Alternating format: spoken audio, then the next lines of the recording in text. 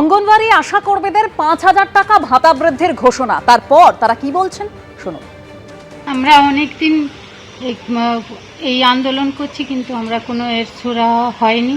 তো এই পরিবর্তনের পরে আমাদের এই বেতন বৃদ্ধি হয়েছে, আমরা খুবই খুশি এতে। যাতে আমাদের পরিকাঠামো সুষ্ঠুভাবে হয় সেটা সরকারের কাছে আমরা আবেদন করে রাখছি। খুব ভালোভাবে দেখছি। আমাদের আগের যে রাজ্য বাজেট ছিল, মানে আগের যে সরকার ছিল, সেই টাকাতে আমরা খুশি ছিলাম না। এখন এই মুখ্যমন্ত্রী এসে আমাদের রাজ্য বাজেটে যা ৫,০০০ টাকা বাড়িয়ে আমরা খুব খুশি হয়েছি।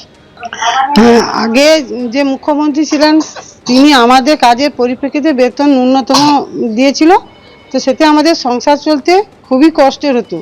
কিন্তু এখন মুখ্যমন্ত্রীকে ধন্যবাদ জানাই, তিনি যে ৫,০০০ টাকা আমাদের মানে বৃদ্ধি করিয়েছেন, তাতে আমরা খুব খুশি। কারণ আমাদের দিনের পর দিন বিভিন্ন কাজের চাপ দিচ্ছে এবং চাপ দিয়েই আমাদের এই কাজটা করতে হবে, বাধ্যতামূলকভাবে এরকম করছে। তার জন্য আজকের দিনে যেই ৫,০০০ টাকা আমাদের বেড়েছে, তাই অনেক ধন্যবাদ জানাই মুখ্যমন্ত্রীকে, এবং আগামী দিনে যাতে আরও এই কাজের জন্য আমরা আরও কিছু সুবিধা পাই, তার জন্য মুখ্যমন্ত্রীকে আবেদন জানাচ্ছি। এটাতে আমরা অনেকটাই খুশি হয়েছি। কেন আমাদের তো অনেক রকমই ফিল্ডে কাজ করতে হয়।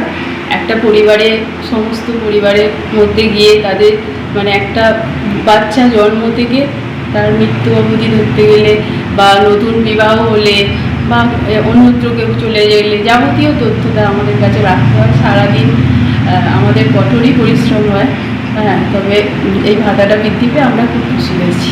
এতে আমরা অবশ্যই খুশি। আমরা অনেক দিন ধরে এটা চেয়েছি যে আমাদের সমস্ত কাজই তো করতে হয়, তো মাইনেটা যাতে বাড়ুক, তার জন্য আমরা খুশি, খুব খুশি। ট্রাই করেছিলাম কিন্তু কার্যকর হয়নি কিছুই। আচ্ছা, মানে আগের যে সরকার ছিল সেরকমভাবে কার্যকর করেনি কিছু, তাই তো? না।